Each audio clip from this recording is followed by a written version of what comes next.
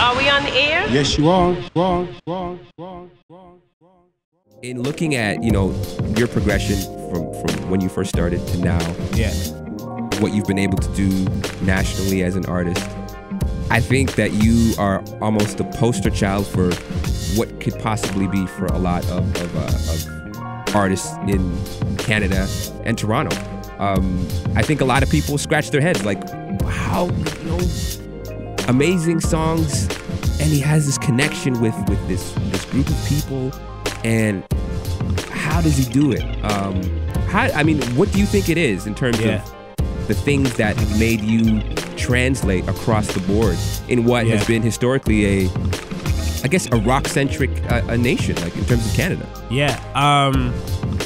I think for one thing, I don't think you have to change anything that you do. Like the music that I make is pretty much like how it's been described, like some traditional hip hop, soul samples and stuff like that. Mm-hmm. I don't think you have to switch up what you do too much, but you do have to be open to other audiences liking what you do. Like you have to be kind of cool with that, like cool with,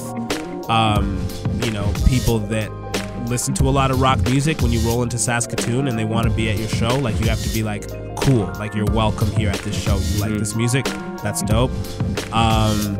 You obviously have to work hard, but also I think it's a product of a lot of fortunate things too. I mean, like this time right now in Canadian hip hop is like a great time. People have their ears open. Like, I notice now, like if a video of mine goes up on Two Dope Boys, there's no Canadian prefix. There's no check out this dude.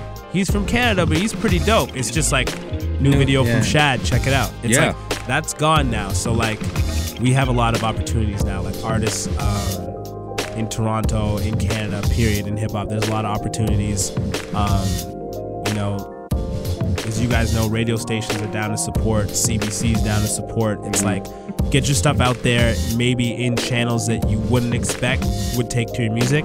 You have no idea. Like they might take to it. Like, and we talk about the Shad story in terms of how you've been able to do that a lot here at OTA Live. I mean, even G, we were talking about it a couple of weeks ago.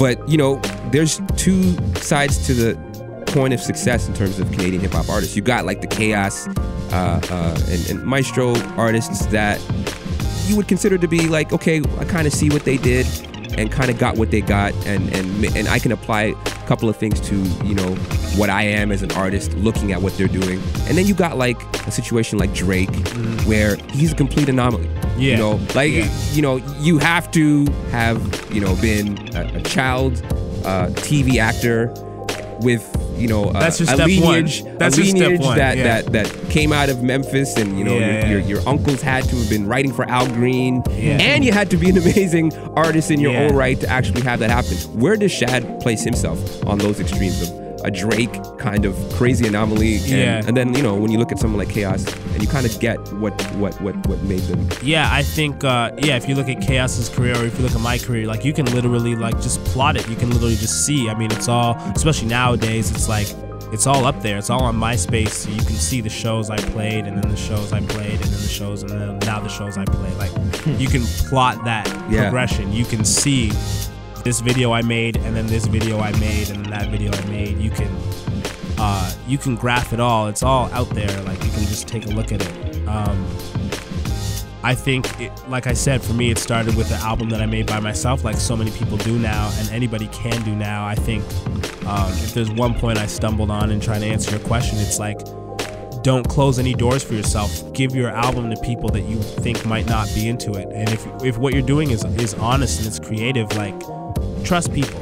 Trust people that they have their ears open to that. Do you think it could be more of a cultural communication thing in terms of getting that, we've moved past a lot of the stigmas associated with connecting with people that we may not get, and partially realizing that we're in again the iTunes playlist era where honestly, chances are your biggest fan isn't from around the corner. Like, it's probably some guy in Saskatoon, you never know. You got to take that leap of faith, like especially like if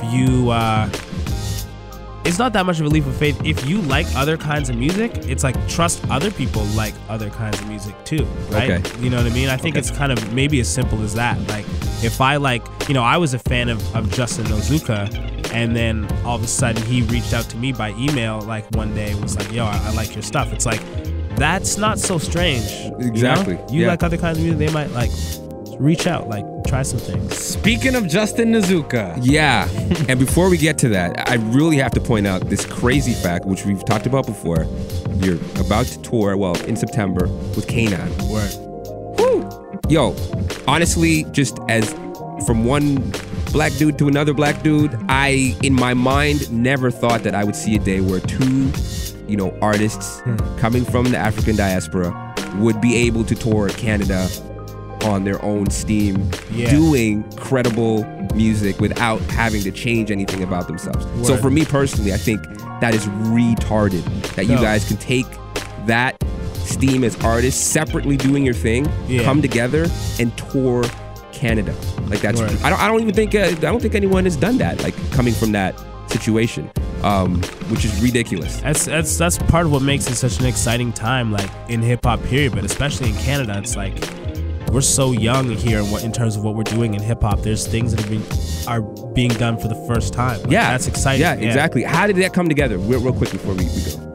My manager G can probably speak more closely on that, but I think they reached out with the opportunity. Like we've known them for a little bit, and they reached out, and it was like, that's a no-brainer. Like, let's do it. Yeah, I think whatever you guys do on that tour is going to be retarded. If I had the opportunity to just go with you guys for a whole week or just be there with you guys, I would so be there, man. But yo, honestly, congratulations on everything you've done over the last 5 years. Definitely well deserved.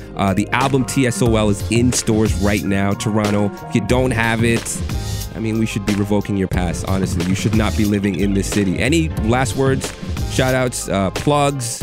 I gotta thank you guys for having me on and for supporting me for the last 5 years, really. And I gotta thank all of Toronto for coming out and supporting. We played at June 12th at the Opera House, and people showed a lot of love. So just thank you to everybody who came out. Closing things off of the album TSOL featuring Justin Nozuka, song's called At the Same Time on OTA Live.